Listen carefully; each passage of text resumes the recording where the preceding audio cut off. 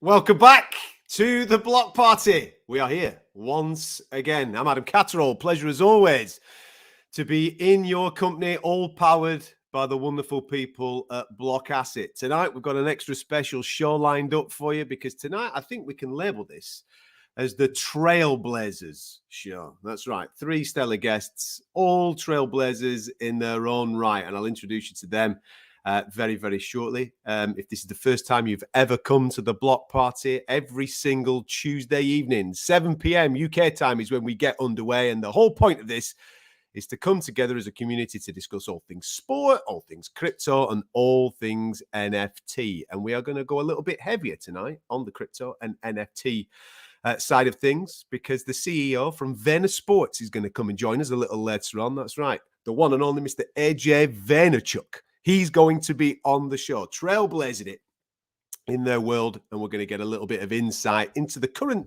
market and where they're going as a business forward as well. As well as that, they're also well into sports, representing various athletes from all over the world. So we might even get some hot gossip as to what UFC fights are going to be made in the not too distant future. Kicking off the show very shortly, we're going to be speaking to a young lady that is absolutely pulling up trees when it comes to the broadcasting side of mixed martial arts. A former fighter herself who turned her hand to the world of broadcasting, Laura Sanko, is going to be on the show. And sandwiched in the middle of those two, don't get bigger than this. See, I thought that we'd peak with Roberto Carlos. I'm going to be dead honest with you. All right. We've had Alexander Usyk on the show as well. Last week, Trent Alexander-Arnold rocked up.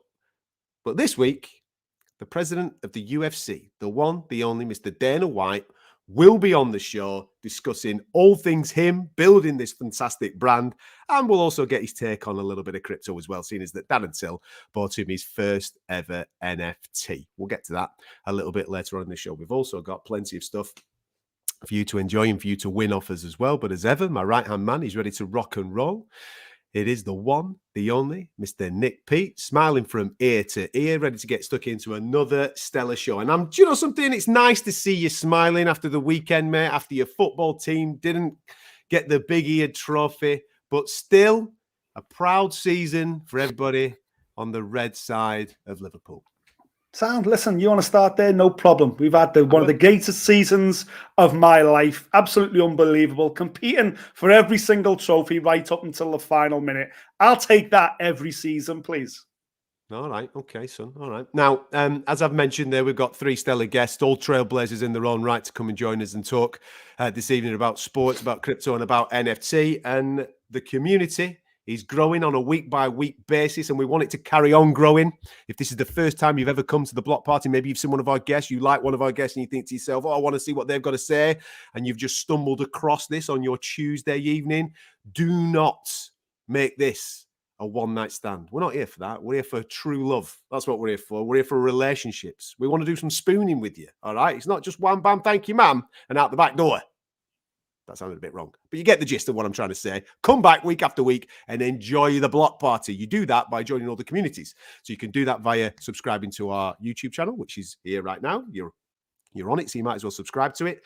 Across all social media platforms, get on the Twitter at Blockasset Co. Get on the Instagram. Get on all the social media platforms. And more importantly, make sure you join the Discord. The link to the Discord is in the description for this stream that you are experiencing right now. I'd also advise you might just be a sports fan that stumbled across this stream tonight. Download yourself a Phantom wallet.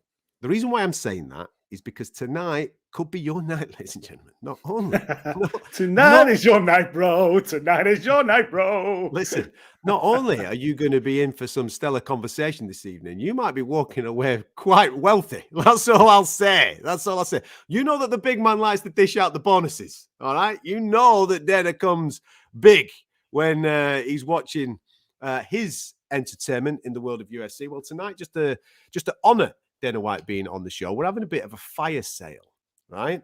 Are we ready? Are we ready, boys? Are we ready for the VT for the fire sale? Let the people have this. Let them have it right down the neck, because tonight, ladies and gentlemen, 60 G's, baby, are going to be given away on the show. Dana, 60 G's, baby! Don't get better than that. Don't get better than that. You remember the Conor McGregor debut in the UFC when he shouted at Dana White and he says to him, 60 G's, baby. He stuck an extra 10 grand on that bonus, but you get what I'm saying. So tonight, this is what we're going to do. We're going to have a little bit of a fire sale during the time that Dana White is on the show. So from minute 1 to the last minute of Dana being on the program, we're going to have a fire sale. And this is down to you buying NFTs from the lovely fellas here at Blockasset. You know how to do that. You know the websites. All the links are in our description. Get yourself stuck into that. And during that period of time, you're going to see plenty of graphics flying up on our screen of people purchasing various NFTs. All right? At the end of the Dana White interview, we are going to flag up some of the NFTs that have been purchased by you. And we'll give Dana maybe a selection of 10. And then Dana will pick which NFTs he likes, and we're going to split that 60 G's 3 ways. All right. So somebody is going to get 20 grand in block. Somebody else is going to get 20 grand in block. Somebody else is going to get 20 grand in block. It don't get better than that, does it? You know what I mean? And as well as that, you've also purchased your NFTs. And don't forget as well, as a little bit of an added incentive, see, we're just giving. We're giving tonight, ladies and gentlemen, because as an added incentive during that period of time, what we are going to do is reimburse you the value of your NFT in block. That has never been done before anywhere ever in the world. And I'm obviously going big with that. The lads have told me that that's never happened anywhere in the world ever before. So I'm trusting what they're saying to me, that you purchase your NFT, we will reimburse you the value of that NFT in block, in full. All right. Yeah. Now, the full terms and conditions are on the Discord now. So you can click the Discord link. The full terms and conditions of what I've just said is there for you right now. Follow those instructions. Make sure you're happy with everything and then get involved with this. And it's only going to be whilst Dana is on the show. That's big, man. Yeah, it is. Listen, how quickly, but is this coming out of your wages or is this coming out of my wages? Because nobody's discussed this with me. I didn't know you were getting wages, to be honest with you. But just to quickly go through the terms, 100% paid back in block, as Adam said. You must stake your legend or Smesh Bros NFT for 60 days, 25% block paid back every 15 days that it's up there. As he said, all the terms are on the Discord. Dead straightforward. Never bought an NFT before? Buy one tonight, because not only will you get your money back in block, but also you could get picked out by Dana White and get an extra 20K in block as well. Woohoo! He's excited. Yeah, I'm ready to go. I'm buying one. Nicholas, do me a favor. Concentrate on the interview. You're not buying block during this interview, all right? We need to be asking the man questions whilst he's on it. Just a little bit of an added one as well. There's a product roadmap coming out a little bit later on this week. So if you're fully into the Blockasset community, you'll fully know what I'm talking about here. There's a product roadmap that is going to be coming out, one of which, connected to that product roadmap, is going to be an exclusive Alexander Usyk NFT range. We spoke about this when Alexander Usyk was on the show a couple of weeks ago. And the proceeds from that NFT range are going to Alexander Usyk's foundation, which is obviously helping his homeland of Ukraine in this time of crisis. So that is going to be part of the roadmap. That roadmap will come out a little later on this week. So again, make sure you are following all the social channels here at Blockasset and be a part of the Discord, because all that information that we're obviously regurgitating to you now on this show, which we're here doing this every single Tuesday night, is happening day by day, week by week in those particular social channels. So be across that, and that is one that you most certainly should get involved with, because, as you know, there's a major crisis going on in Ukraine, and this is how we here at Blockasset can help that situation. So there you go. So make sure you're across the roadmap that is coming your way a little later on this week. Now, before we get to our first guest, I think what we like to do is we kind of like to highlight members of the community, mate. All right, because let's be straight. Some crackpots out there, isn't there, Nicholas? You know what I mean? We've had last week. Did we give somebody something? I think we gave 2,000 block away last week for somebody having a Khamzat Chimaev tattoo on their calf. Yeah, yes. That's what we did last week. Correct. Now, there's people out there thinking that they can top trump the Khamzat Chimaev tattoo. And listen, whatever you want to stick on your body and have it inked in there is all down to you, right? But check this out. We got sent this week. With some super exciting news. This guy unbelievably got our logo, BlockAccess, tattooed right on him. First Blockasset tattoo. The dude has gone to the next level. He's actually had the Blockasset logo Dredd said he's getting the next, so I challenge him to that one. Big shout out to Dredd from the community as well. You heard him, Dredd. You're next. We want to see yours next. No, this feels like a stag do with Nick Pete. This is what this feels like. That's impressive. Awesome. Yeah. That's impressive So we're dedication. gonna send him Block for some reimbursement for being awesome. So definitely check us out. We're the real deal, and so is he. Love it. Now, there you go. Right now, obviously for his troubles of getting the Blockasset logo tattooed on himself, we rewarded him with a little bit of block. Sorted him right out there. He's obviously called out Dredd to go and get a further tattoo. I'd just like to point out, in the terms and conditions of this, you don't just automatically get block if you go and get a tattoo. All right, that's not what's happening here. But if you want to do it, if someone gets a tattoo of me, I will send you some block personally from my wallet. I want to see a Nick Pete tattoo on someone. That's next level. Let's go. Are you being serious? Yeah. How much would you send them? Absolutely. How much would you send them? 10,000 block and an NFT. No! And the Legends NFT. Are you being serious? Serious. Are you? Is that something that you lay down now? Someone gets That's a something I'm laying tattoo down of right you. now. What do you want? Exactly. Do you want your face? Do you want what? A name? What do you want? I love Nick Pete. What do you want? It's got to be a face on it. It's got to be a face, absolutely. You want someone to get a Nick Pete tattoo, and if they do that, you'll reward them with 10,000 block and an NFT and a Legends NFT. Tell you what, mate, you're taking things to the dear. next level here, son. You're taking things to the next level. Listen, I can see that our guest, our first guest, is ready to rock and roll. She's, I think she's actually just applied for a Nick Pete tattoo, mate. Maybe you can reward her with that, because this is a real honor for us to listen. We just sit here and talk nonsense on a day by day, week by week basis. We're getting a proper trailblazer to kick off the Trailblazers professional show. here now. Step up your game. Absolutely, a proper professional, a person that is really pushing the boundaries of broadcasting at this moment, and I've no doubt, and she'll be very modest about this, I'm sure, but he's most certainly inspiring the next generation of broadcasters to chase their dreams as well. Her story is absolutely fantastic, and it's an honor to have Laura Sanko on the show with us right now. Bring her in, boys. Bring Laura Sanko into the show. Here she is. What's up? How are you, Laura? You well? I'm well. I was literally just Googling best place to tattoo someone's face on your body. That's it, man. Full Mike Tyson, Laura. You know the score, mate. It's got to be here, yeah? Absolutely. I thought, how much would you pay me if I tattooed your face on my face? I feel like that would be, I mean. That's next level, mate. That is next level. Now, listen, let's talk about you, because we want the whole point of this show tonight is it's about trailblazers. We're speaking to people that are really pushing the boundaries in their own markets. For you growing up in Kansas, first and foremost, yeah. For a person from a very young age that turned their hand to martial arts personally, and I'm not talking from a broadcasting point of view. How did this journey start? Were you inspired by family members? Were you inspired by older siblings, or was it just you being a rebel and wanting to get into kicking people's asses? What was the score? It was a little bit of the rebel, but what really kicked it off for me, and this is going to sound so cheesy, but the Karate Kid, the movie.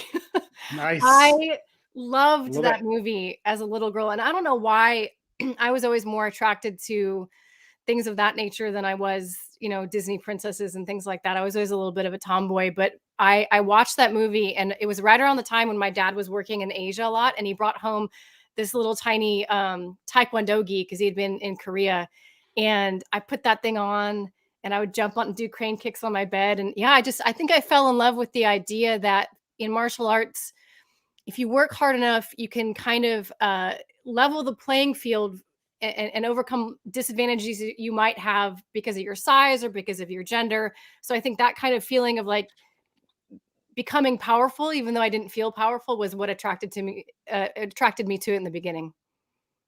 What then made you want to do that, as in fight? Yeah, because there's loads of people that obviously go to gyms and they use it for various things, whether it be fitness, whether it be mental stimulation, whether it be self-defense, all those types of things. But actually competing, that's a whole different mindset. What takes you to that level of wanting to compete?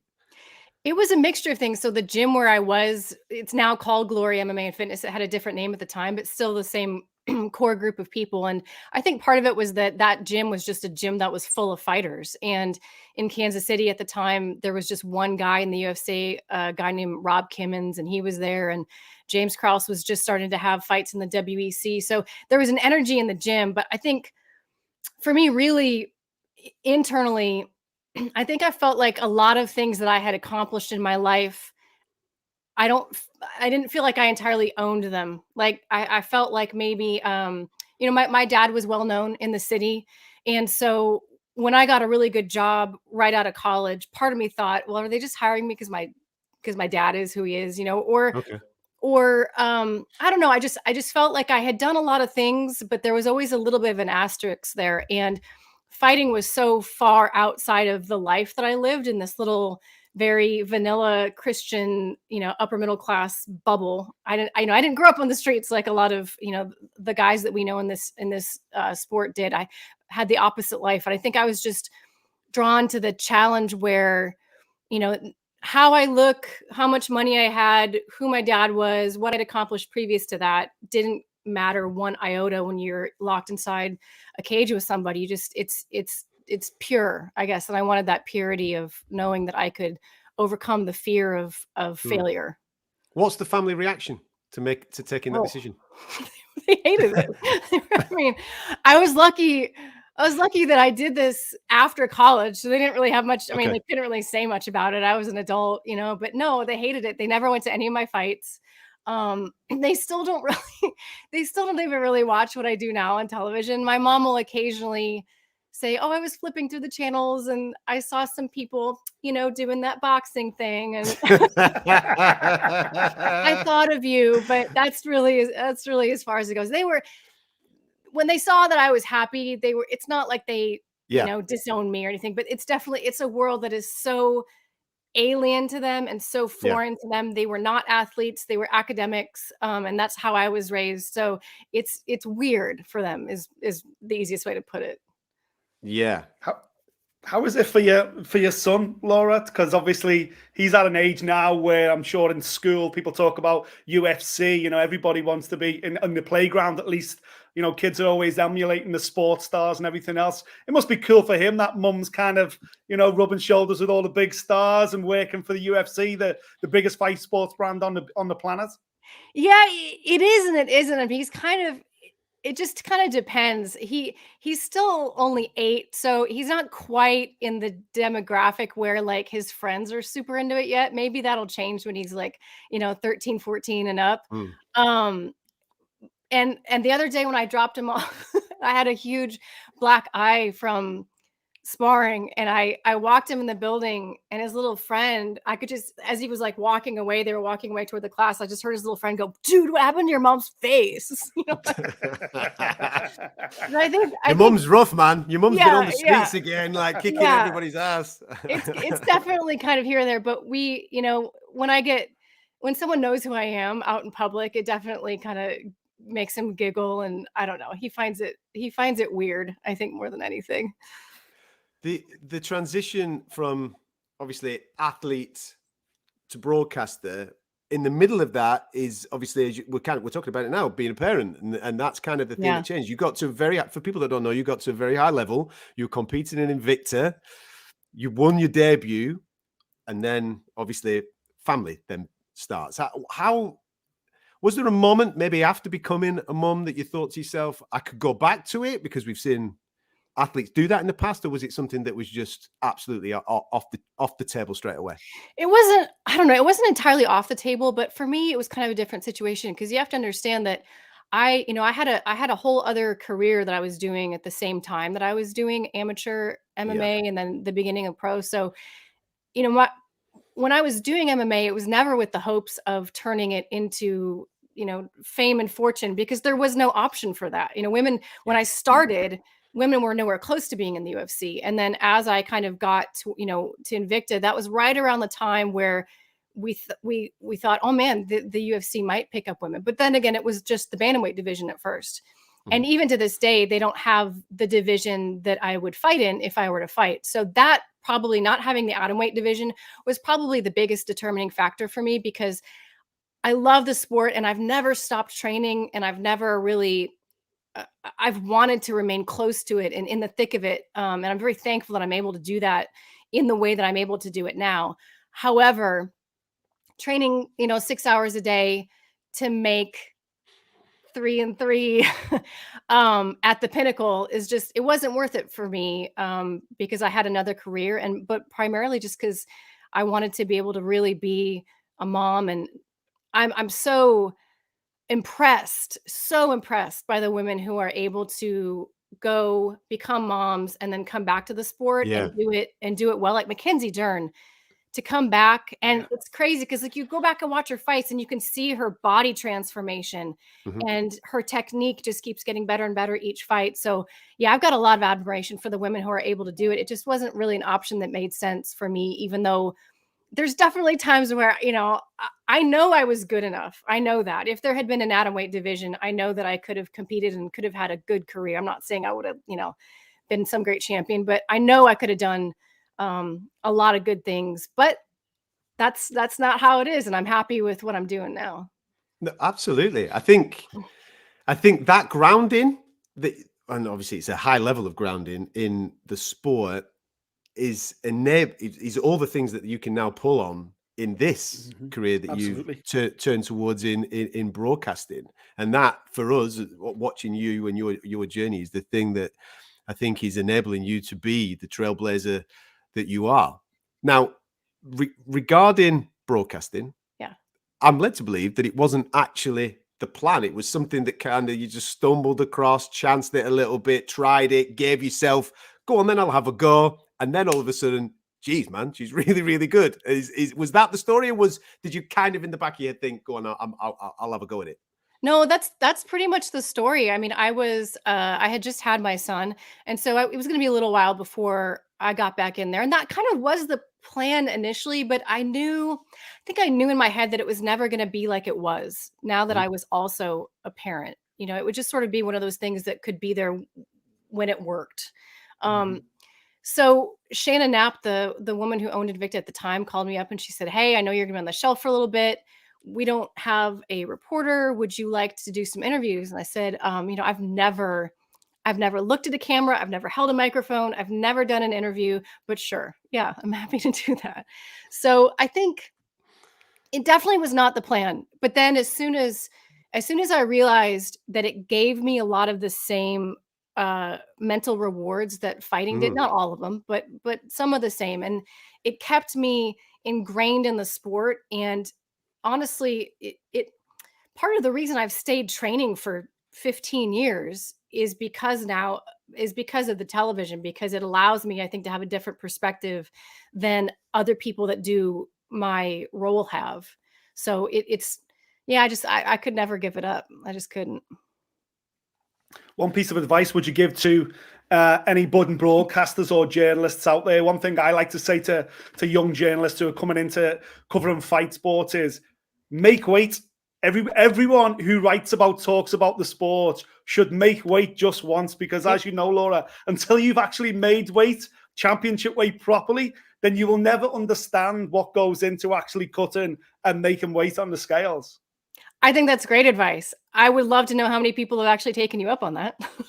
Yeah, exactly. Because I would imagine it's not many. I think to your point earlier, Adam, I think that my experiences kind of help, not kind of, I think they really do set me apart and have allowed me to sort of switch from the host lane, which you don't necessarily have to have done the sport to be a really good host. And in many ways, I'm not the best broadcasting host. That's not really it's not my background. There are times where I could be more polished and things like that.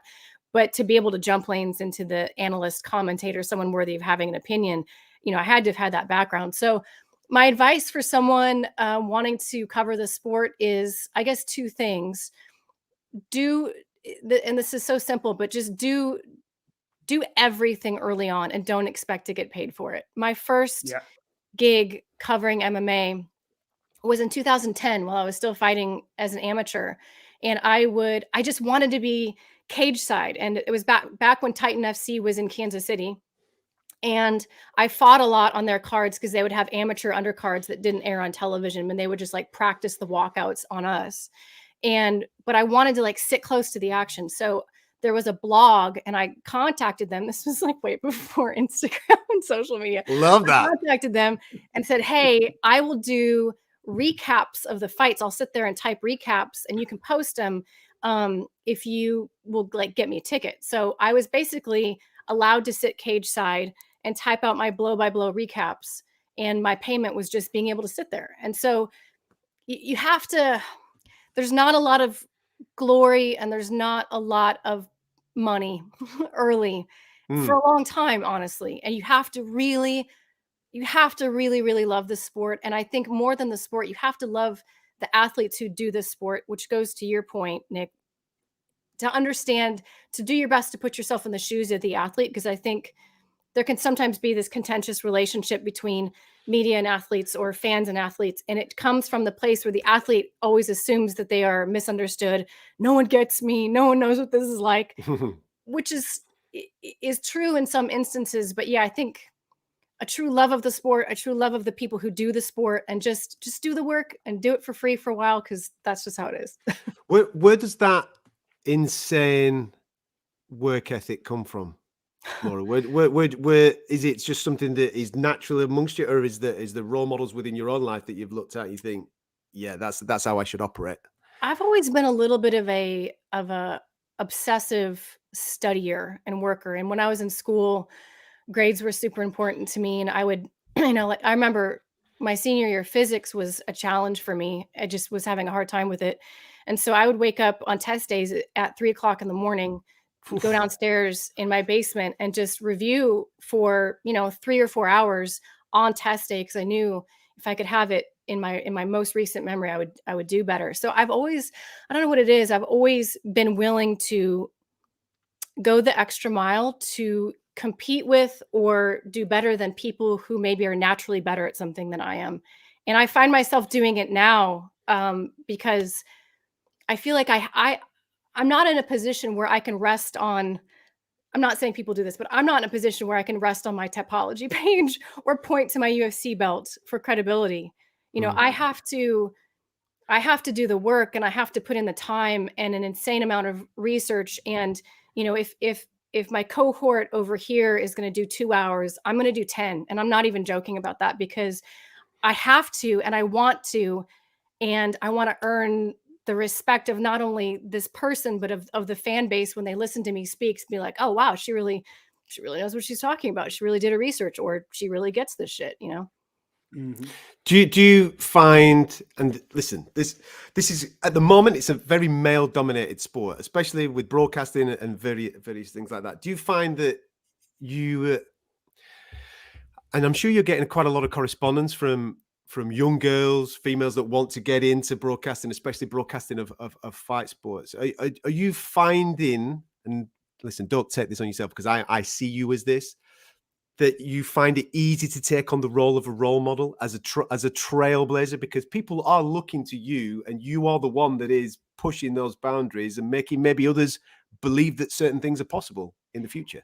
It's every time someone says that word to me, it both makes me want to tear up, honestly, but then it also makes me I don't yet feel worthy of that. I don't know.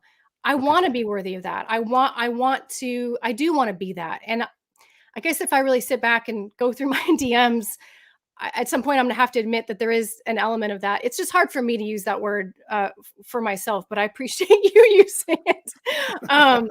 No, it's how'd you deal with the flip of it then? Like you said, there's so many people probably coming towards you saying, thank you, Laura, you're making me believe in X, Y, and Z. But there's always a minority that are horrible and nasty, and what is she doing here, and all this type of crap that goes on. How'd you deal with that? Because that must be tough too. It is tough. And there is a whole contingent of people out there that think I got this job in some untoward and scandalous way. I can assure you that's not how it happened. It was very unglamorous. That's how Nick works with me. There's all sorts going on. That's right. Just gotta butter up the right person and get what you want, just flash those pearly whites. That part is tough, and it's a weird. it's a weird thing because it's like on one hand, people be like, oh, she only has this job because she looks a certain way. And then the next comment will be like, oh, she looks a certain way. There's no way she could possibly have anything intelligent to say.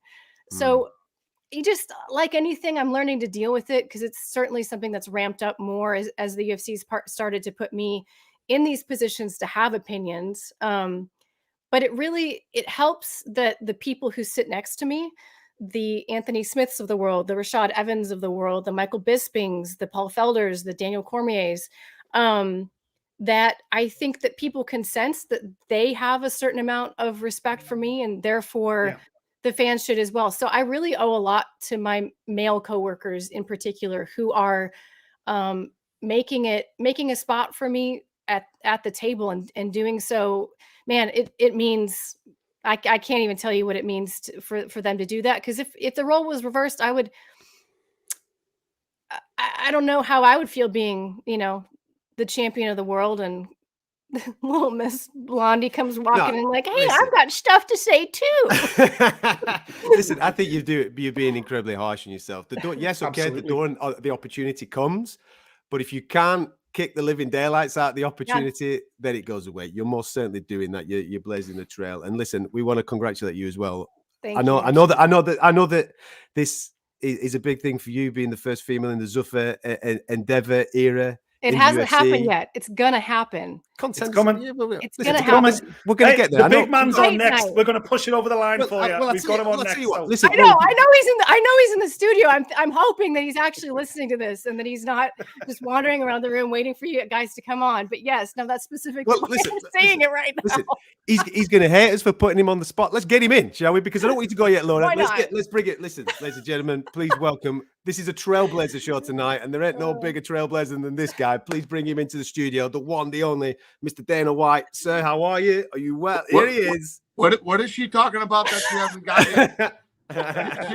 She's done more in a short amount of time than anybody in the history of the company. What hasn't she got now? What is it? Laura, tell him. Come on. I would like to be able to call a fight night, sir. That's whenever it's deemed the time. What's that? You haven't called the fight night yet? No. Remember last year you said she's going to call a fight night by the end of the year? It's June. All right. She's impatient. All right. Come on, man. We're going to sort it out. I'll get it figured out. Thank you, sir. I'm on it. Thank you. Awesome.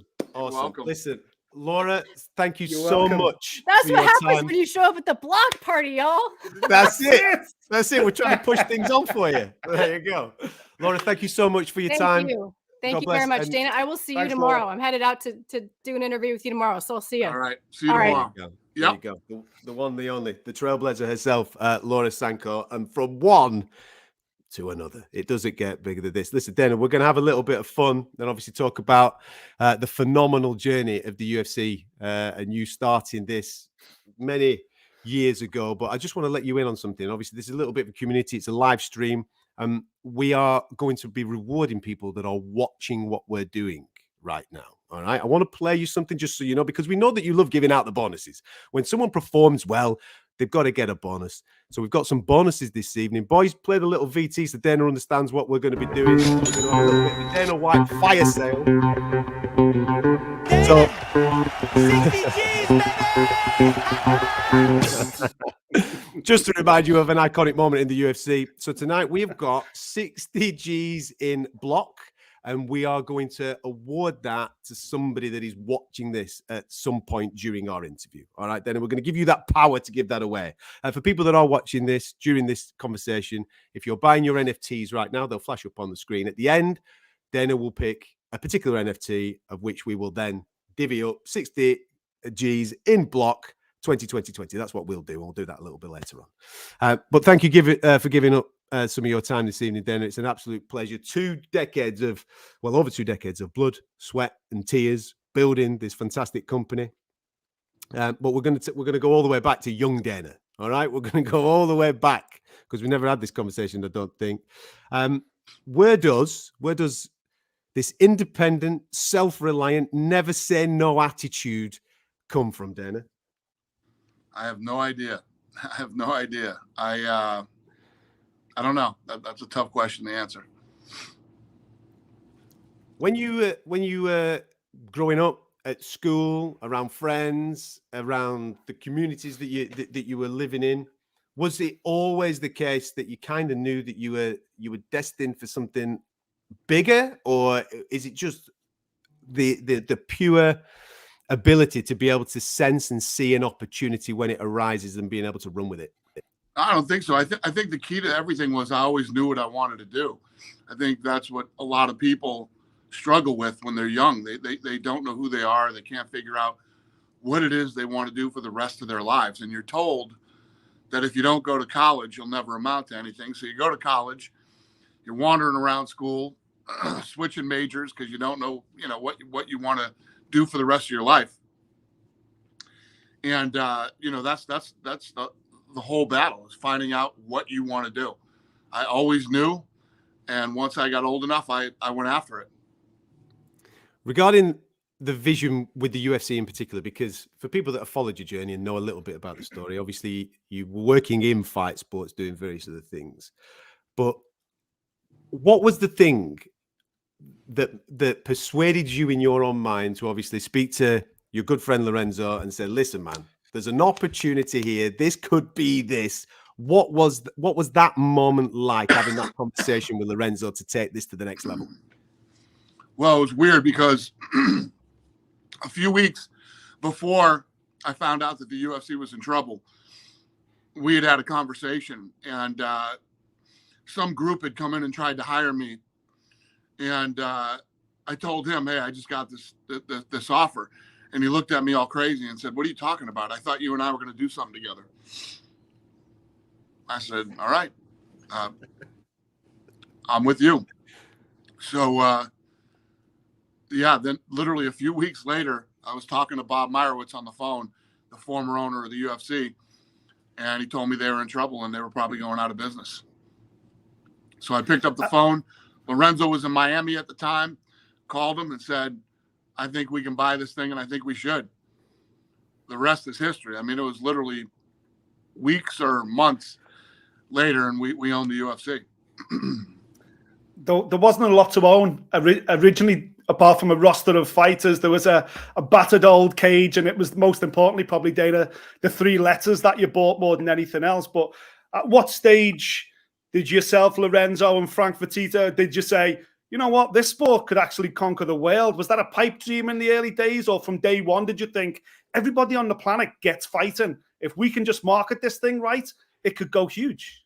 Yeah, we felt that way from before we even owned it. We felt like the UFC had a ton of potential, to be global and to be one of the biggest sports in the world. We always believed that from before that we ever even thought about buying the UFC.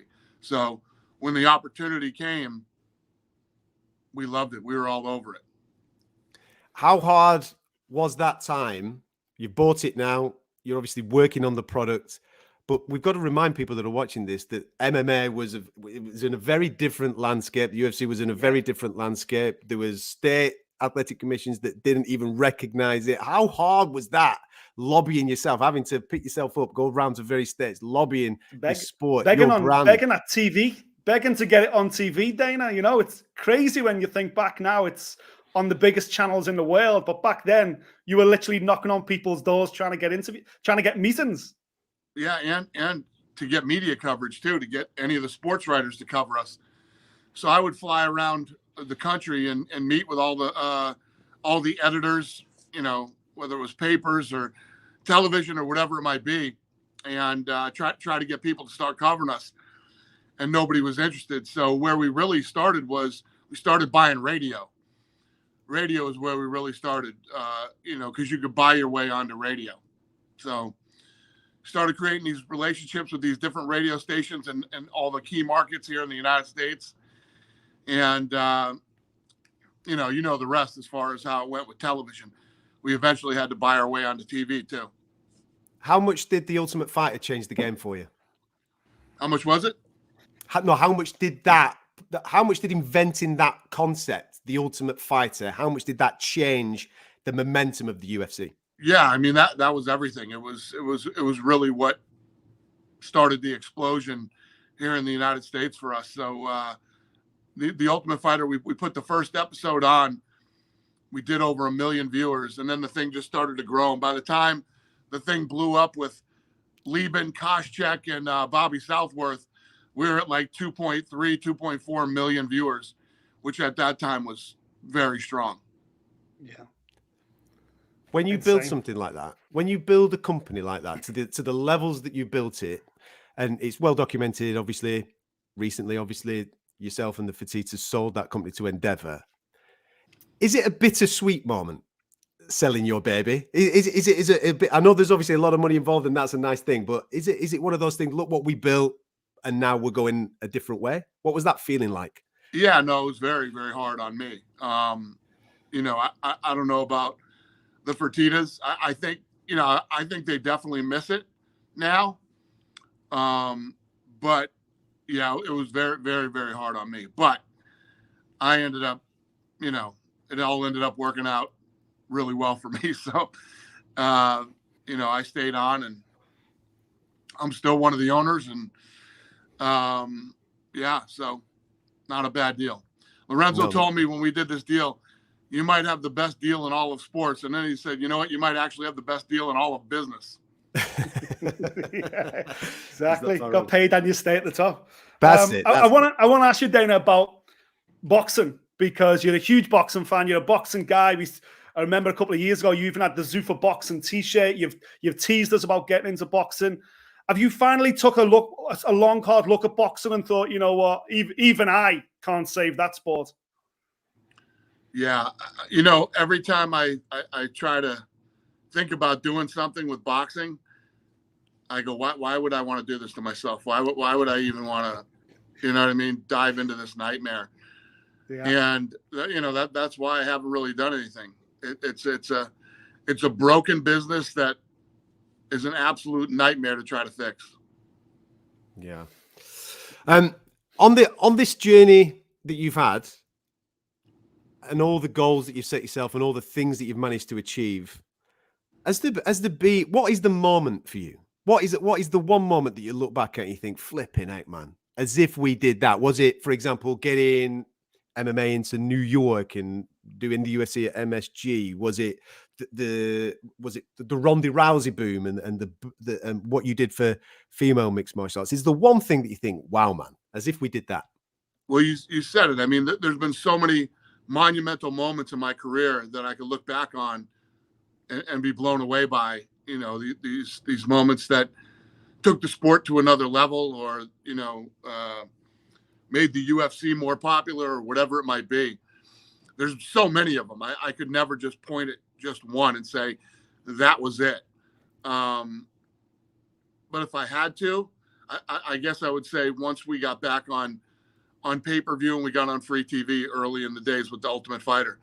I mean, if it wasn't for the Ultimate Fighter, I wouldn't even be here talking to you right now. It would have been over. What's the craziest celebrity moment you've had? The what?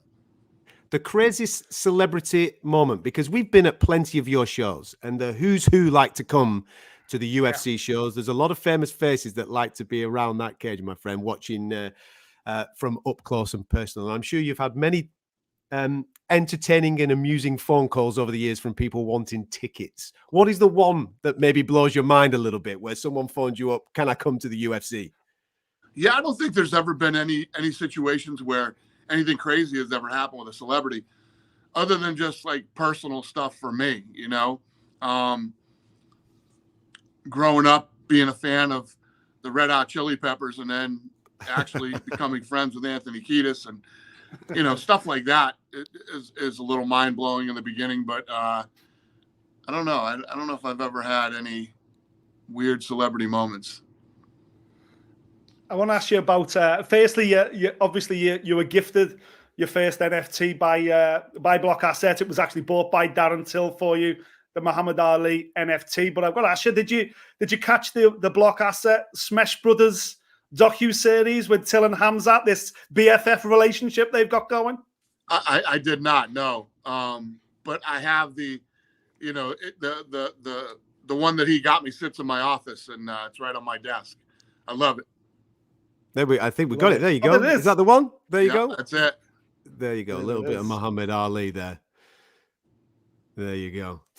Can I talk to you about blackjack, my friend? Because Sure. we have heard many tales of you being an absolute stellar blackjack player, and that the Palms Hotel in Las Vegas isn't your best friend anymore. Is this true?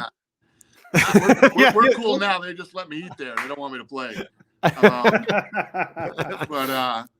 yeah, I've been beating the living shit out of these places here the last few months, man. It's been crazy. I've been making some time to play, and I've just been absolutely destroying Caesar's Palace. What is it like when you walk in? Because everybody knows that you're good. Everybody knows that you play to extreme levels, and you've wiped a few places out. Do you have to go into a special room away from everybody else because you're just wiping out the floor? Yeah, there's a private room in the back that I go to, and you can play your own music in there. They got TV, you can order food, you can do all that stuff.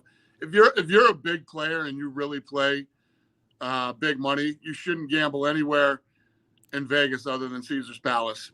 Caesar's Palace has the best dealers. They're very, very good. The pit bosses are good. They don't sweat the money, and they just treat their players better than everybody else does. Love to hear it, man. Just remind me never to play blackjack with Dana White. I'll lose my money very, very quickly. I'm gonna find. It's gonna be interesting to see how much longer they let me keep going on this. It's fascinating. Nick just brought up obviously the NFT with Hamza and Darren. I know that you recently went out for dinner with both of those gentlemen. How amusing have you found it? From our point of view, we find it highly amusing, but how amusing have you found this brotherhood that these two guys have found in coming together, and this friendship that they've found in working with each other? Yeah, it doesn't surprise me, but they're both really cool guys. So the fact that these two connected and hit it off isn't shocking to me at all. I like both of them, very much. They're both really good guys. So, yeah, I don't know what else to say about that other than they're both cool. What is the next things for you now, Dana? Obviously, with the UFC, we know that we've got a hell of a next 6 months in particular that are stacked, and I know that obviously from the fights that you're making, it's going to continue to do that. But from a business point of view, what are the things that now you're pushing the UFC towards? Yeah, I mean, what we're looking to do is hopefully everything opens up again and the world starts running the way it did 5 years ago. And, we can start going to these different territories that we've never been and get back to places that we haven't been to in a long time. I'd like to get a fight back up in Toronto and other parts of Canada. We're going to go to France here pretty soon. I want to do Africa. We have our Singapore event coming up here, not this weekend, but next weekend. The list goes on and on. I'm just ready to start getting back to normal life and running this business the way we did 5 years ago. Yeah, I think that's so important. I think UFC fans have been, we've been blessed in a lot of ways because of the Apex, because of that incredible facility that you didn't have to pump the brakes on this thing. When the rest of the world stopped, the UFC just carried on going. And it was phenomenal, especially from a media perspective, where we still just got to cover the sport that we love and deliver it. And we gained so many new fans. But it's so important, Dana, isn't it, to go, you know what? The Apex is there. We will continue to use it. But the beauty of the UFC is taking it on the road, taking it to cities across America, across the world, because that's how you truly fall in love with the sport. There's nothing quite like a UFC fight night, no matter where you are in the world, because every fight's a real fight. And the atmosphere, as you well know, is electric for the full duration of the evening. And that's how you truly win fans over, I think, is by putting the sport right in front of them. Yeah, absolutely. I mean, that's why the sport grew as fast as it did. We're great on TV. It's a great product on television, but the live product there's nothing like it. No other sport can even compare live to the UFC. So as long as we can, continue to travel around and introduce new people to the live, you don't ever walk out of one of these fights and go, yeah, I don't ever want to see one of these again. So that's fair. We hope to start traveling again and you know, going all over the world and running this business like we did a few years ago. Is UFC 300 on the board yet? Are you thinking about No, UFC 300? Because it's coming. It's coming we quick. haven't even talked about that. That's funny you say that. Yeah, we haven't even talked about that. Yeah, we're coming up on what, like 275. Yeah. Yeah. It's not far away. 25 shows will go quick. That's it. Yeah. Well, we had the gold octagon surface for 200, didn't we? We're gonna have to have some platinum stuff or something made up now. Something like that, man. Listen, we got two things to finish up on, Dana. Obviously, I love watching on the social media feed your preview of fights on the Friday before the actual fight night. And one of the things you've got a fantastic saying now. If you don't know, now you know, is obviously what you say at the end of that particular thing. And there's a little bit of language that is involved in the crypto world, where people have these sayings that are being used. Are you familiar with any of the crypto sayings that are out there at the moment? No. Nick's got a couple lined up here for you, mate. Just give him a little test. See if you would get. I reckon Denner would figure it out very, very quickly. What have you got, Nick? Yeah, there's LFG. LFG is a big one in the crypto world. Let's fucking go. There we go. Perfect.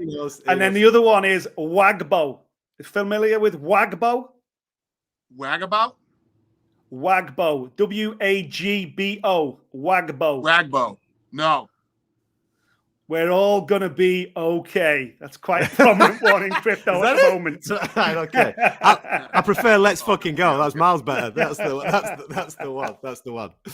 Listen, Dana, we promised right at the start of this for people watching that we would give away those bonuses. People have been purchasing throughout the course of this interview. Let's flash up a few onto the screen right now so Dana can pick away. Right, there's some NFTs on there, Dana. Some pictures of NFTs you can see. Obviously, there's a Bisping one on there. Right, it's up to you, Dana. You pick three. Pick any three of those there, and we will award the person that has purchased them 20 G's in block. Yeah, which one do you think? What are you going for? Let me zoom in on this thing. Well, I got to go with the Ali one. Of course. Absolutely. All right, then. There we go. We'll flag that. So that's one Ali there. Another two, please, Dana. Who's the top left? That's Bisping, man. That top left is Bisping on my in a screen, red cap, yeah. That's Bisping? Yeah, that's all right, Bisping. I'll go with Bisping. Okay. And now I'll go with the last one, the bottom one on the right. He's gone with Till. That's Till. That's it. You've got Till on the beach. So we've got a Darren Till, we've got a Muhammad Ali, and we've got a Michael Bisping. If you're the owners of those NFTs, we will get you sorted. And just remember that you just got 20 grand in block from the president of the UFC, Mr. Dana White, dishing out the bonuses on a Tuesday evening here in the UK. Sir, I love it. Thank you so much for your time. I know that Thanks time is for having precious. me, And boys. I know that you've got a little trip to Singapore. Enjoy that. And we're looking forward to seeing you back here in the UK very, very shortly for part 2 of UFC London. Dana, thank you so much for your time. Have a great day. Thanks, Dana. Take care, my man. Thank you. There you go. President of the UFC, the one and only Dana White, joining us for a little bit of the block party. I love it. Dishing out the I G's, love it, man. man. Dishing out the G's. Mm-hmm. Please tell me that one of them NFTs wasn't yours, yeah? You didn't purchase that yourself, did you? I'm saying nothing. Cheddar, cheddar, ching. Hey. No, I wish. There you go. If you did purchase your NFT, just a quick one on that. Whilst you were purchasing those NFTs, we said right at the start of the show, you will get the purchase price of your NFT that you bought during the interview with Dana White there. You will get that reimbursed to you in block. All right. There are terms and conditions that are available for you to read through in our Discord. It's all there for you. Make sure you're checking that out. But you'll get that reimbursed in block. And of course, congratulations to the 3 victors there that got themselves not only a new NFT, but got 20 bags in that. And 20 bags on top. And they got the 20 bags and they got it off Dana White. You don't get better than that, man. Where else in this universe is doing competitions like that? I'll tell you nowhere else. Only Block Party are giving away stuff like that. So make sure you subscribe. Come back every week. This is the tip of the iceberg, man. This is what we do every week. We bang out block left, right, and center. Also, I mean, I'll tell you what, you also got some tips. If you ever go to Vegas, make sure you go and gamble at Caesar's Palace because that's the gaff. Exactly. That's the gaff. Listen, he's wiped out. Listen, I'm just going to say, He's not just wiped it out once, by the way. He's wiped it out twice, the Palms Hotel. That's why he's not allowed back in there. He's only allowed to go in there for food. That's true. Let's be honest. I think there's only you're looking at the 1%ers of the planet that can gamble in the same room as Dana White. You know, he's not on the floor with the rest of us punters, is he? He's not umming and ahhing over a $5 chip. Let's be honest. There you go. There you go. Have we given anywhere? Have we chipped any block out this evening? I know that Dana's just give away 60 G's. Yeah, I know. I was pumping the brakes, to be honest. Yeah, we're just hanging fire, are we, on giving away any further block? I'm sure we can. If you've got your wallet, you know the script. If you do come to us on a week by week basis, stick your wallets in the chat, and what we will do at certain points. I'll tell you what we'll do. We'll get our next guest to do that. When our next guest turns up, we will chip in with a little bit of AJ Vaynerchuk. Wallets. He can have a little bit of a pick on that. Now, what we didn't get the opportunity to do, obviously, because the transition between speaking to Laura and Dana White was so fluid. We didn't get the opportunity, obviously, to dissect what Laura Sanko's doing in the broadcast game. A stellar broadcaster, you know how difficult it is. We do this gig ourselves. You know how difficult it is to obviously be a color commentator, the play-by-play person, the interviewer, and all those types of things. If you are a young person with aspirations of getting yourself into this game, I thought that was a fantastic insight into the mindset of someone who's at the very, very top. And she is. And she was playing herself down a lot there, Laura. Absolutely. She's at the very, very top. And just the way that she was speaking about work ethic, I think a lot of people can learn off stuff like that. And hopefully there's a few young people that were watching that and maybe think to themselves, okay, if the best are working like that, then I've got to work even harder, mate. So fingers crossed they take that on there. Correct. Absolutely. Listen, she's had an unconventional route into the industry as well. And that's for anyone that loves MMA or any sport or even any kind of industry. Passion always rides through. You know, it doesn't necessarily matter that you haven't got, in her case, a broadcasting or a formal journalism qualification. An opportunity arose. She took that opportunity and she's run with it. And as she said herself, she likes to believe she's the hardest working person in the room. She's got to overcompensate. She's got to prove how much she knows, how much knowledge she's got, and how much she loves the sport by putting the graft in. And we've all been there, man. When she was saying earlier about, in the early days, I did a lot of work for free. We've been there. I worked for 2 or 3 years pretty much for nothing when I first became a journalist, but I knew this is what I wanted to do. And I pursued it. And then now, obviously, I regularly get messages from people saying they could easily replace me on BT and everything else. But it's funny how lucky you get the harder you work in it. And that's kind of testament to where Laura is. And listen, when Dana finally announces what Fight Night show Laura's going to be analyst on, at least we can say we made it happen right here on the Block Party. You're welcome, Miss Sanko. That's it. Listen, if she gets that opportunity, I'm sure she will. She sorted that out herself, but you know what I mean? It's always nice to facilitate, and it's always nice to get involved with that. I've noticed as well, obviously, there's quite a lot of repeat listeners to the Block Party, and we really appreciate that. Make sure you subscribe to the YouTube channel here, because we're here every single Tuesday night, 7 p.m. in the UK, and we're beaming around the world, obviously talking about sports, about crypto, and we're talking about NFTs. And our next guest we're going to speak to in a very, very short period of time. He's going to concentrate a little bit more so on the crypto and NFT side of things. But obviously he's got a big affiliation with sport as well. So we're going to be speaking to AJ Vaynerchuk very, very shortly. But what I have noticed, Nicholas, and this has come down to you, I don't know whether you're doing this on social media or whether it's just because of your blag throughout the course of the show. So many people are paying you compliments in the comment section in order to get free block. No. They don't know. What they're doing is going, if I pay Nick a compliment, I might end up on the show and then I'll get myself some free block. That's I've your already bag, highlighted 1 or 2 here with give me nice compliments for a little bit of block later. So yeah. And for those that didn't catch it earlier on in the program when we were talking about tattoos and various other things, Nick has challenged someone to have a tattoo done of himself. So if you get a Nick Pete tattoo, he will give you 10,000 block, 10,000 block, and an NFT. A Legends NFT. Listen, I wouldn't say it if I didn't mean it, but the caveat to that is, whatever you do, don't get a tattoo of me on your body. But I'm just saying, if someone was foolish enough, boom, mate, I'll deliver. It would be elite. Absolutely. Even if it's just like, you should get it, Pete. You should get it. Why would I get it? Why I'll would give I you a get it? Legends NFT and 10,000 blocks. I'm okay with my own. I'm fine with the NFTs that I've got. Yeah, I don't need another because of a tattoo that I've got of you. Not happening. Not happening whatsoever. Right. Shall we continue with our guests? We've had a stellar night so far. This night is purely about trailblazers. That's what we're doing. We've spoken to the trailblazing Laura Sanko. We have spoken to the trailblazing Dana White. It's time to get stuck into more trailblazers. This gentleman and his brother have just been absolutely sensational. If you're in the crypto space, if you're in the NFT space, if you're just in the business space, I suppose in general, you know full about Vayner Media, Vayner Sports. You know about that Vaynerchuk name. And AJ Vaynerchuk very kindly has given up a little bit of time to come and join us on the show to talk about everything that's going on in his world and maybe pass on a little bit of advice to people that are listening to the show as well. Please welcome the one, the only, Mr. AJ Vaynerchuk. How are you, sir? Are you well? There he is. There we go. Hey, guys. There you go. How are you, AJ? You well? Good? Yeah, all is well. Thanks for having me.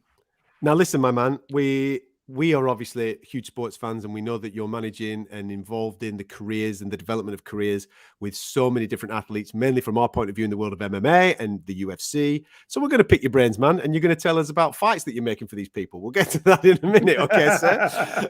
But first and foremost, for the community that are watching and are listening to the show, that some might not know too much about crypto, might not know too much about NFTs, but there's a big community here that do. They're into it, they're invested into it, and maybe they've just got into it. And at the moment, every time you read a report about this world, it can be a little bit alarming. So from your point of view, a man that's in there, a man that's doing this on a day-by-day, week-by-week basis, what is your understanding right now of the landscape? Where do you think this landscape is going? And what advice would you give to people that are interested in knowing a little bit more about crypto? Sure. Yeah, I think there's no denying that the current crypto climate is a little bit chilly. We had a pretty nice little bull run in, call it like late March, early April. And then I think the last 6 weeks or so has not been as good, as strong. The main, coins that I look at from a crypto perspective are mainly the NFT based ones. So things like, Ethereum, Solana. Obviously, I always look at what Bitcoin's up to, just because I think Bitcoin is the legacy player in the crypto space, and a lot of what's happening on a macro level can be seen on a micro level when looking at Bitcoin. And so, it's not been a great 6 weeks. I think at the end of the day, though, having a great week every week forever is unsustainable. That's not how a market works, right? Up only is a fun little adage and a fun little meme, but it's just not a reality for crypto, for NFTs, or any individual project. And so to the advice point that was brought up, Adam, one, never overinvest, never over leverage. You have to be mindful that whether it's public stock markets or the cryptocurrency landscape or NFT projects, there's always the ability for it to come crashing down. In the NFT space, liquidity can be tough, right? Whereas in public markets, you're able to sell stock pretty instant if you want to get out, whereas an NFT, somebody has to actually go and buy that NFT. And so, never allow yourself to over leverage. There's a great Warren Buffett quote that I'm going to butcher, but it's basically the concept of like, when others are greedy, be fearful. And when others are fearful, be greedy. So I actually think this is an interesting time to buy. I did a little bit of dabbling, a funny project on the ETH blockchain, Goblins, which I think is up to like 4.4 ETH per. I bought some at like 2 ETH, 4 or 5 days ago. That's worked out so far. Now Goblins can go to zero, and I know that. And I didn't over leverage myself. The other piece of advice, and I'm using a bunch of cliches, but I think it holds true, is it's also really hard to catch a falling knife. So just because ETH and Solana and these other coins are going down, and they're way down, doesn't mean they're done going down, right? Mm-hmm. ETH is at 1,900 USD, Solana is at 45 USD. And yeah, that's a huge discount on what it was 6, 7, 8 weeks ago. There's nothing that says that ETH can't go down to 1,000 or 800 or 200. There's nothing that says Solana can't go from 45 to 30 to 5. And so I'm a big picture investor. I'm a big picture thinker. You can check the blockchain on me, AJV.ETH.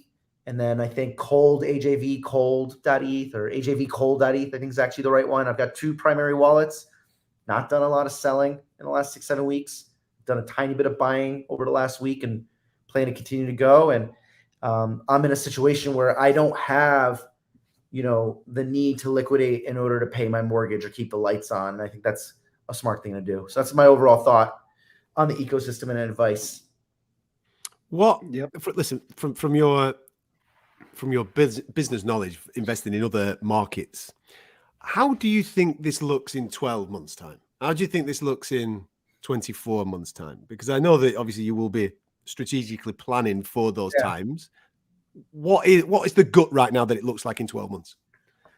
I think I don't know whether we'll be in a peak or a valley in 12 months, right? Because if you asked that question to me 12 months ago, depending on the timing, it could either be euphoric or it could be falling down, crashing. And I think over the next year or two, we still have plenty of room for peaks and valleys.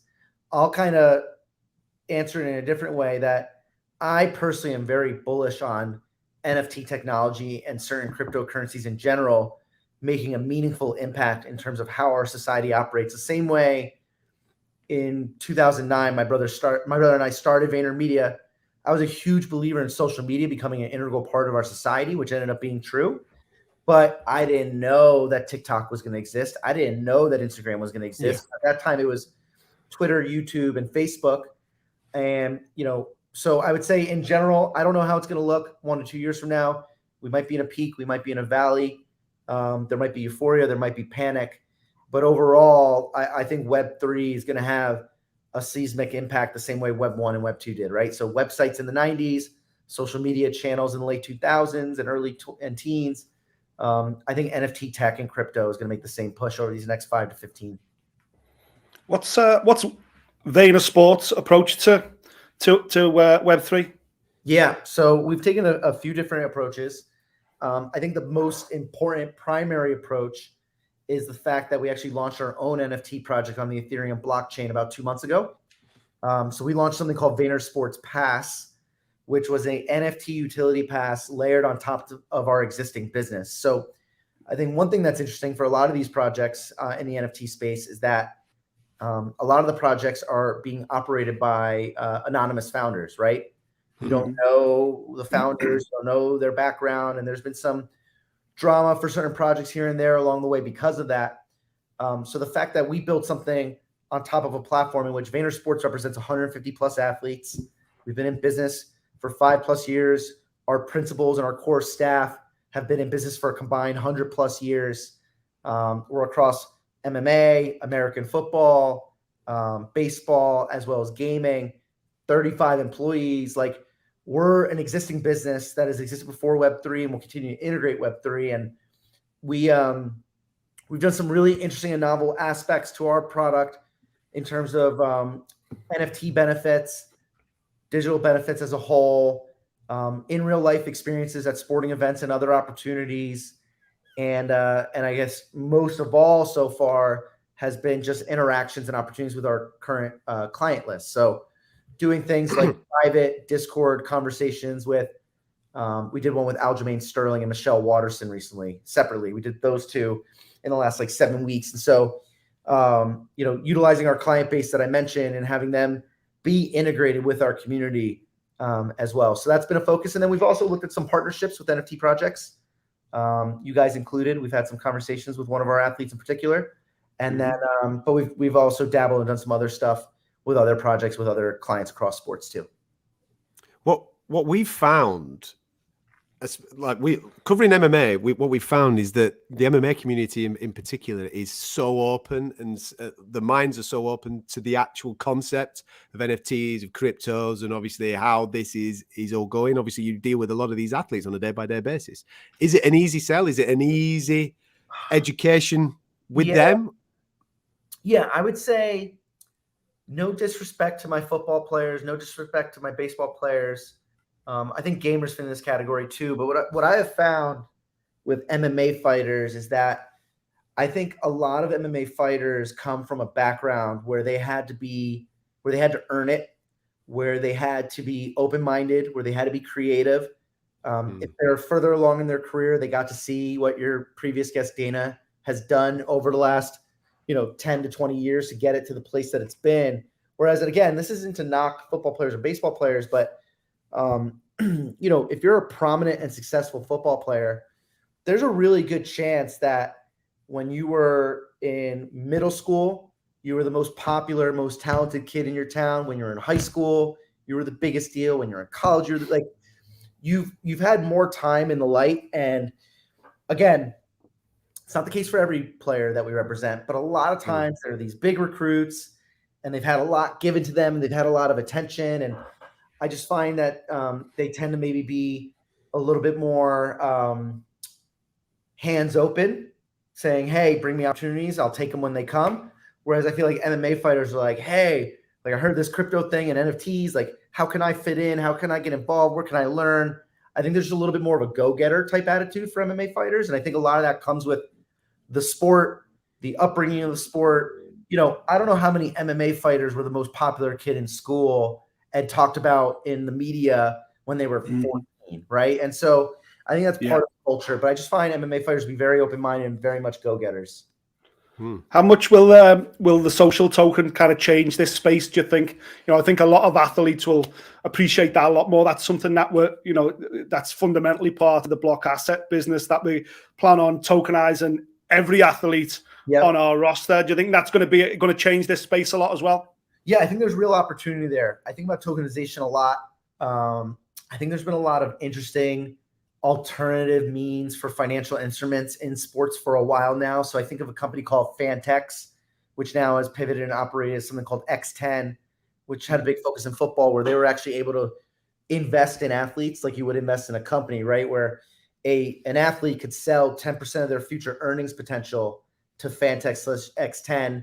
Now that's being done a little bit more privately. There's other platforms that I've seen attack the space. I think there's some hoops and hurdles to jump through, but I think inevitably there's enough rationale behind this type of construct. There's enough rationale behind social tokens that I definitely see it having an impact. Now, I don't think it's a one size fits all. I don't think every athlete will have a social token, but I think the right integration with the right athlete will be very successful. And I think we're kind of just waiting for the first big one, right? Like, so, for example, had like this concept of social tokens and this, that, and the other thing, and even having like financial upside happen with like when Tiger Woods came up, or like, I think or LeBron, like, I think once there's one big prodigy type athlete, Connor, Tiger, LeBron, once one up and coming prodigy does it and it's awesome and it's successful, I think you're gonna see a flood follow, because I think consumer behavior will understand it fast. Yeah. You mentioned a moment or two ago, AJ, Vayner Sports is going from strength to strength, obviously looking after some of the most prominent athletes in the world that me and Nick cover in the world of MMA. Talk to me, man. When are we getting Stipe Miocic versus John Jones, bro? Let's go. Correct. Let's not mess about, man. Let's go. Please say the ink is just still wet on the contract. I think it's very important to note, and you can ask Dana, I am not day-to-day involved with the actual fighting contracts. My business partner, Lloyd Pearson, he's the actual agent for all of our fighters, where I spend my time. So Stipe, I talked to Stipe a bunch. I'm far more likely to talk to Stipe about a NFT mint tomorrow than I am about his next fight. So I'm more on the business and marketing side with our MMA fighters, and I talk a ton about NFTs and crypto with them. But when it comes to the actual fight making and the contracts, that's Lloyd's arena. AJ, ring him now. Let's get Lloyd on. Where's Lloyd? Let's get Lloyd on here, man. When's this fight happening? I'm pretty sure Lloyd would say no comment if there's. Listen, exciting though to be involved with so many stellar athletes in the UFC, and Absolutely. Should those fights materialize, and fingers crossed they do, from a fan's point of view, it's only going to help the side of the business that you obviously are involved with heavily as well, because people are going to want to invest more in those athletes. No question. Yeah, no, I'm very proud. We've got an incredible mix of fighters that we represent, and up and down the weight classes. And for me, it's been fun just talking transparently. I'm a big sports fan, but growing up, I didn't have a wide array of sports. I was kind of more of a deep than wide. So American football and basketball were my two biggest passions, probably baseball in third. And frankly, the MMA and the UFC was not high on my list as a fan and as a consumer. But then when we did the business deal with Lloyd and he joined us and he brought off a great, he brought some great clients along with him. You know, Chris Weidman, Aljamain Sterling, Corey Sandhagen. You know, brought a great client list with him, and so you know, working with him, getting familiar with our roster, and then you know, I think like what was the first fight I watched? I don't know. It was either like a Clay Guida fight. I don't know. You know, I watched a bunch of fights. I went back and watched fights, and I started watching clients fight because I was in the business now, and I got to do Zoom with them and got to know them. But then it was kind of like, you know, I'd make sure to watch a client fight on a Saturday, but like the main event seems interesting, or the fight before our fight seems. And so I started watching non-clients, and then I would watch the fights, and then the commentary. You know, you would either have like Rogan or Cormier be like, "Oh yeah, like last fight when he did," and I'm like, "Well, I got to go watch last fight now to understand this fight better." And then I'm watching the logs of our clients' previous fights so I can get better. One thing I did that really ramped me up fast is like, let's say we had, let me look real quick because this will tell a good story. This is a really good story. I just want to make sure I get my facts right. So give me 10 seconds. So it's about Corey Sandhagen. Just while you're having a look there on Corey's research, just pull that stat back up again, guys, because as you can see there, during the Dana interview, those 20 minutes, we sold 430 Smash Brothers and Legends NFTs in 20 minutes. Something quite special there. Good work. Great work, everyone. Yeah, that's wonderful. And as we said at the top of the show, everyone who's bought those NFTs, follow the small print on that. We will reimburse you with Block for what you paid for those NFTs here at the Block Party with BlockAccess. I'm looking forward to this story now. You've bigged me up now, AJ. I'm ready for this now. So this is in like October of 2020. This is heading into Corey's fight with Marlon Moraes. Okay. And we had done the deal with Lloyd like, I'm looking, maybe 2.5 months prior, like August of 2020. Okay. And so I'm getting ready for Corey's fight against Marlon. And Lloyd's just telling me about, you know, how talented Corey is and how excited he is for him for this fight with Moraes. And I was like, okay, well, I don't want to go into Corey's fight against Marlon without like understanding how Corey fights. I met Corey, super chill dude. Like Corey's the best, very humble, low. And then what was interesting though was, you know, I don't want to talk too much about this, but I then went and watched like 5 or 6 fights of Corey's leading into the Marlon fight. And then, you know, I watched, I'm looking at it now. I watched the Mario Batista fight. I was selfish. I just looked for all the finishes. I was like, all right, I watched Batista. I watched highlights. I went to LFC or LFA, excuse me. I'll gloss over quickly him and Aljo because they're both clients. Him and Aljo had a fight that, you know, Corey got caught on and he learned from that mistake. But, you know, going in, like having a client, then going in back and watching 5 and then the excitement, having like spent time with Corey, watched some of his fights, getting a feel for Corey. And then one of his coaches from where he trains, Elliot Marshall, actually took me through, we actually like watched tape on Zoom. He took me through a fight from a year or 2 away. He's like, this is why Corey's doing this. This is why Corey's doing. So I had like an actual MMA trainer, coach, walk me through. And so then when I watched the Moraes fight, I was like super jazzed. I had all this info. And then obviously, you know, the kick to the head breaks the orbital, I think. And like, I'm jumping out of my chair and like quickly for me, if you ask me right now, take all my clients off the table, right? What, you know, remind 2 years ago, watch any casual game on a random day. I would probably pick American football first, basketball second, baseball third. Just in 2 years, I'd probably rather watch a random Saturday night fight night over any basketball game. And that means UFC being like ranked 11th on my list to number 2 quickly. And, you know, American football has been a passion of mine for 30 years, and that'll be a tough nut to crack. But the adrenaline you get watching the chess match of a fight versus just about anything else is just unbelievable. Especially when you've had that insight and education as to knowing exactly what you're looking for. I mean, that's exactly for sure. So listen, AJ, I'm conscious that we've kept you. My friend, thank you so much for giving up your time and obviously giving us the insight as well. And I'm sure that you've not only inspired, but maybe put a few minds at rest as well with where the current landscape is in the crypto world. And you've made it extremely exciting for those new faces as well. AJ, thank you so much for joining us on the show, mate. Adam, Nick. Thanks, AJ. See you soon. Take care. Top man. There you go. The CEO from Vayner Sports, AJ Vaynerchuk, joining us just to talk through crypto and NFTs. We've had an action-packed night. Trailblazer night tonight. That's what we've gone for. We had Laura Sanko on early doors. We had Dana White joining us on the show. And then, of course, you just heard there from AJ Vaynerchuk. And we gave away 60 G's in block. 60. Mental. Do we have... I wondered if do we have the winners? I'll just have a quick look on our producer's screen. Where is he? Where's our boy there? He's gone off for a minute. I wondered if we've actually got the three winners. I think the people who obviously flash them up if we have. If we have, we'll talk them through it. But if we haven't, don't worry. Yeah, the people who bought those NFTs obviously will be more than aware of who they are. But just that stat that we flicked up a few seconds ago there when we had AJ on, unbelievable. What an NFT rush that was. But I'm not surprised, man. I think a lot of people, there we go, 430 NFTs sold in 20 minutes. And I'm not surprised because it was an incredible opportunity to obviously get the 20 grand bonus, but also to get your money back in block. Mate, come on. That doesn't happen anywhere else, man. It only happens here at the block party. And as well as obviously Dana talking through his phenomenal rise, not only him, but with the UFC, he told everybody to let's fucking go. What more do you want? There you go. What more do you want at the LFG. party, LFG. Dana's invited everybody to Caesar's Palace to go and get on it, man. Let's go and have a party with the fella.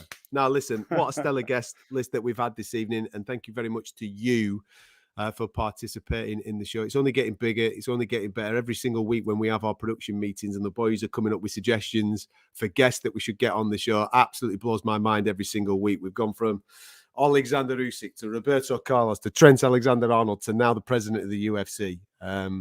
It really is mind-blowing. Thank you so much for the support. We've only been going a month. 1 month. This is our 5th show.